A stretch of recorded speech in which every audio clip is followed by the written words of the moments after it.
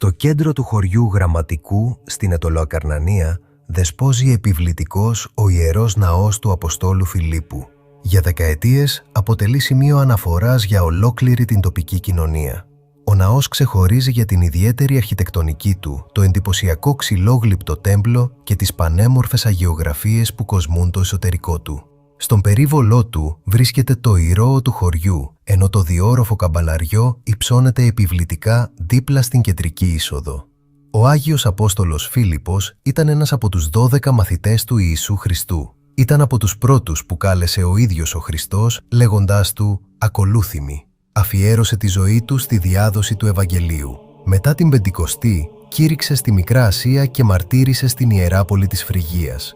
Η Ορθόδοξη Εκκλησία τιμά τη μνήμη του στις 14 Νοεμβρίου, ημέρα που πανηγυρίζει και ο ναός του Γραμματικού. Σήμερα, ο ναός παραμένει το θρησκευτικό, ιστορικό και κοινωνικό κέντρο του χωριού. Ζωντανός, διατηρώντας ζωντανή την πίστη, την παράδοση και την ιστορική μνήμη του τόπου.